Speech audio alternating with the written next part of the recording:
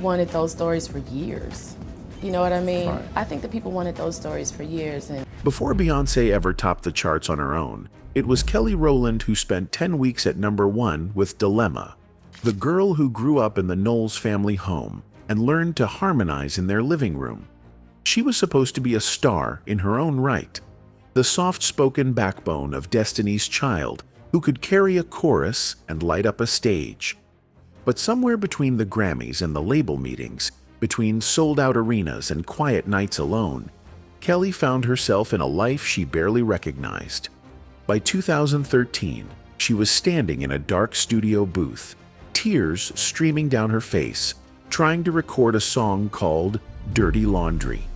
It took her days to get through it, choking on lyrics about envy, about watching her best friend become a goddess while she felt invisible, about an abusive ex who told her nobody loved her, not even Beyoncé.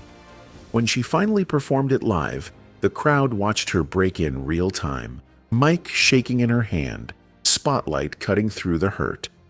This is the story of the girl who had everything and lost herself anyway, who told the truth when the world wasn't ready to listen.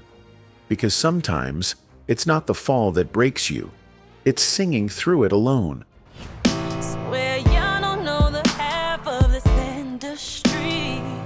To understand how she learned to sing through the pain, you have to go back to Atlanta, back to a little girl who didn't have a choice but to be strong. Kelly Rowland was born Calendria Trine Rowland on February 11, 1981, in a city where church bells rang louder than any radio hit. Her childhood should have been simple, southern, safe, but her father's battles with alcoholism fractured the family, and by the time her parents separated, Kelly knew what instability felt like before she even knew the word. So she did what so many black kids do when home stops feeling like home. She found another one. Houston became that place, and the Knowles family became her people. Picture it.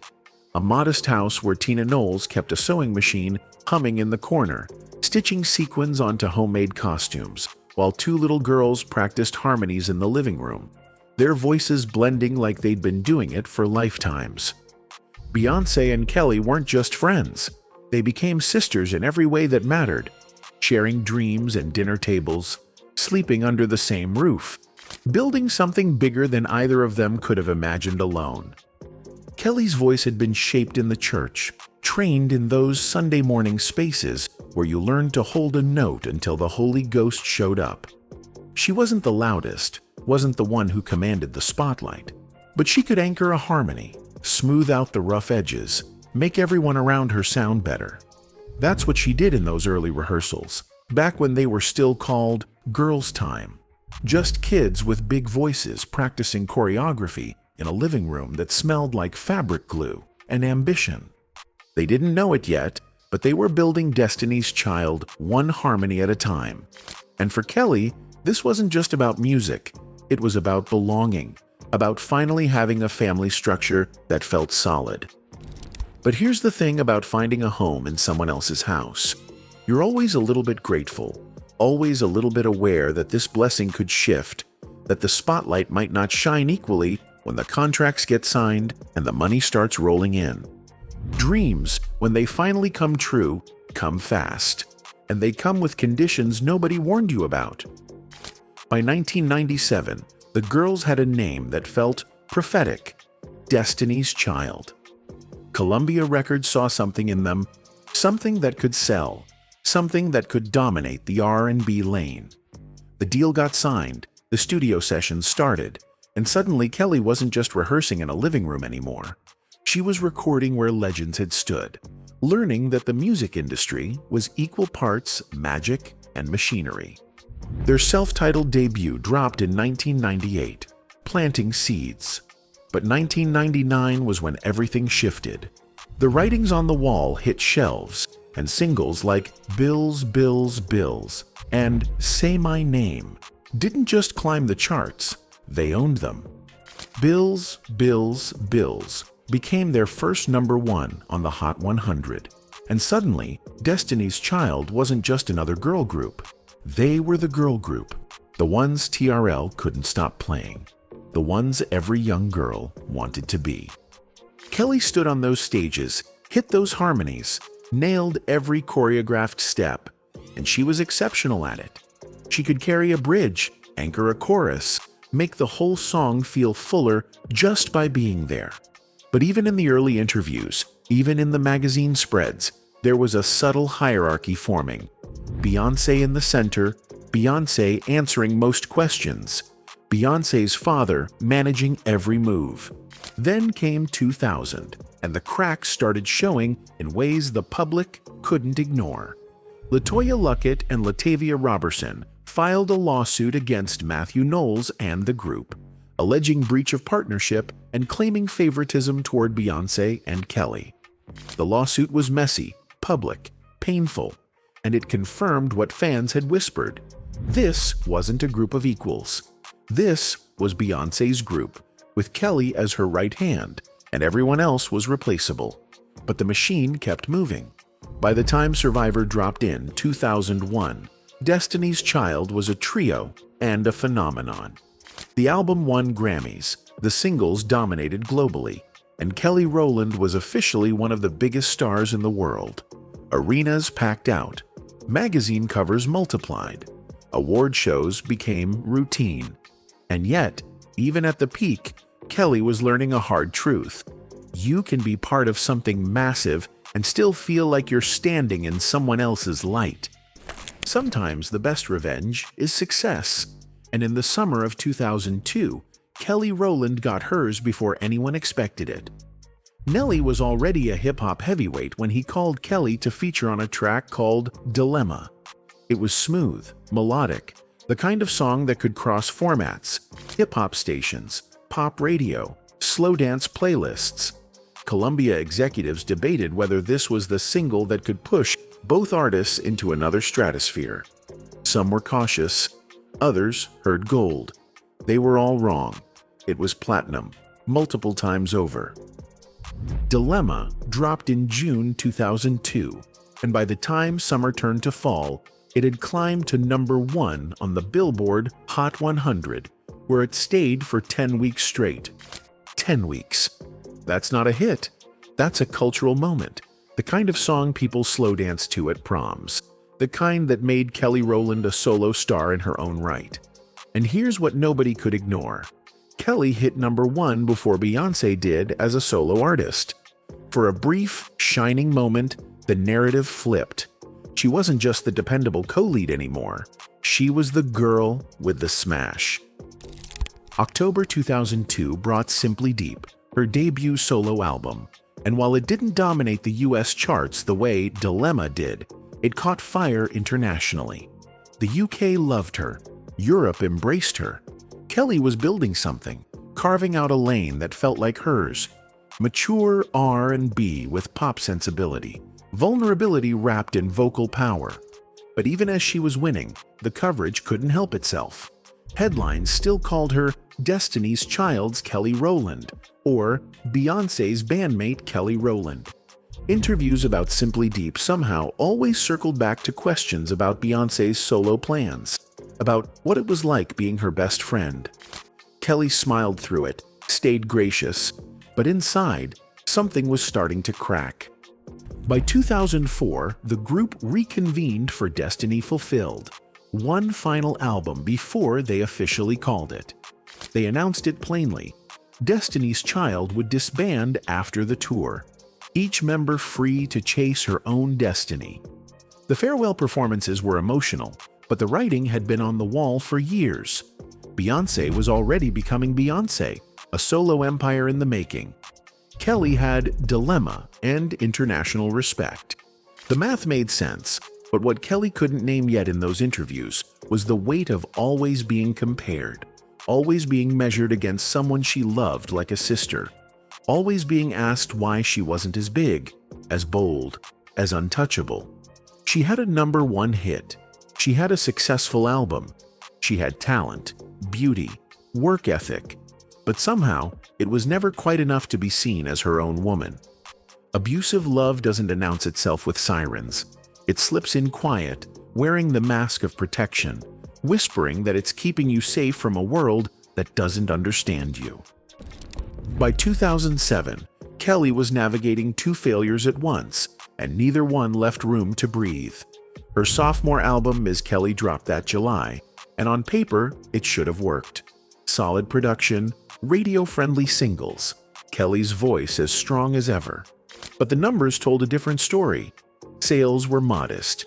Radio wasn't biting the way Columbia needed it to. Behind closed doors, label executives gathered around conference tables, pulling up spreadsheets that showed Ms. Kelly wasn't moving units, wasn't climbing charts, wasn't delivering the return on investment they'd banked on. Someone asked about the next single strategy, and the room went quiet. The kind of silence that sounds like a death sentence. Kelly could feel the shift, the way meetings got shorter, the way enthusiasm dimmed, the way her calls started getting returned a little slower. But the professional disappointment was only half the story, and not even the worst half. Somewhere in those same years, Kelly had fallen into a relationship that started to consume her. The man, she's never named him publicly, was controlling in ways that felt like care at first, then like chains. He took her keys, told her where she could go, who she could see, how she should feel. And when she didn't comply, when she pushed back, the emotional abuse turned physical. Picture her on a kitchen floor, phone pressed to her ear, whispering so he wouldn't hear from the next room. On the other end, Beyoncé's voice, steady and insistent. You gotta leave. But leaving felt impossible when someone's convinced you that you're worthless, that nobody loves you, not your family, not your friends, not even the sister who made you part of hers. He told her that repeatedly, hammered it into her until she almost believed it. Not even B loves you. Isolation is a weapon, and he wielded it expertly. Kelly, the girl who'd sung to sold-out arenas, who'd topped charts, found herself cut off from everyone who mattered, trapped in an apartment that felt more like a cell. And the cruelest part? The world kept watching her smile on red carpets, kept asking why she wasn't as big as Beyoncé, kept comparing her album sales to her best friend's empire, completely unaware that Kelly was fighting just to make it through the night. Rock bottom has a sound. It's the dial tone after the label stops calling, the silence after you fire the only manager you've ever known, the echo of your own voice asking if you're still worth anything at all. By 2009, the truth Kelly had been avoiding finally arrived in corporate language and cold politeness. Columbia Records didn't renew her contract. They didn't fight to keep her. And despite what the initial press releases tried to spin as a mutual decision, Kelly would later admit what really happened. They dropped her because Ms. Kelly wasn't commercially successful enough. Imagine sitting across from executives who'd once celebrated Dilemma with you, who'd promised you a solo legacy, now looking at you with the kind of professional detachment that erases years of work in a single meeting. Charts that never peaked high enough. Singles that didn't catch fire. An album that disappeared too quickly from the conversation. Kelly would later describe how certain people in the business made her feel worthless during this period. How the rejection cut deeper than any bad review ever could. And then, in March 2009, she made another break that felt like breaking herself in half. Kelly fired Matthew Knowles as her manager, severing the last tie to the Destiny's Child era, to the man who'd been her surrogate father figure, to the only professional ecosystem she'd ever known. It was necessary. She needed to rebuild on her own terms, but necessary doesn't mean painless. So there she was, no label, no manager, no clear path forward, and still trapped in a relationship that was draining whatever fight she had left. The abuse didn't stop just because her career was collapsing. If anything, the isolation intensified, the control tightened, the lies about her worth became louder. He told her she was nothing without him, that the industry had proven she wasn't special, that even her best friend's success was just a reminder of how little Kelly mattered. It's a specific kind of hell to lose everything professional while trapped in something personal that's stealing your breath. Rebuilding yourself after everything falls apart doesn't look like a movie montage. It's slower, quieter, and it starts with one foot in front of the other when you're not even sure where you're walking to. Kelly left the abusive relationship, though she's never detailed exactly when or how in public interviews. Only that she did, that she chose herself, that forgiveness came later, but freedom came first. The answer to who she was without all that weight came from an unexpected place: the dance floor. April 2009 brought When Love Takes Over, a collaboration with French DJ David Guetta that sounded nothing like Destiny's Child, nothing like the R&B lanes she'd been boxed into for years. It was pure EDM euphoria. Synths that built and exploded, Kelly's voice soaring over festival-sized beats. And it worked. The song topped charts across Europe, sold over 5.5 million copies worldwide, and suddenly, Kelly Rowland was a global dance act. Picture her on a massive outdoor stage at sunset, the kind of European festival where the crowd stretches back farther than you can see.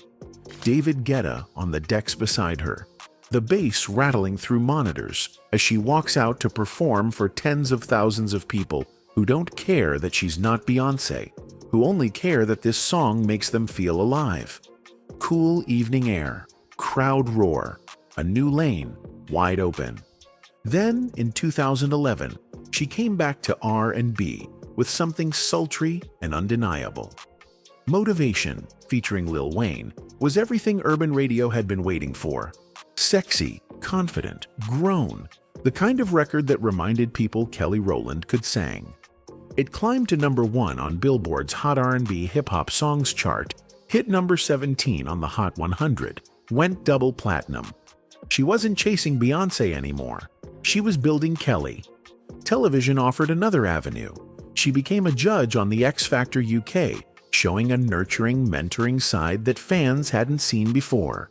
She was working, healing, moving. Not at the pace the industry demanded, but at the speed her spirit could handle.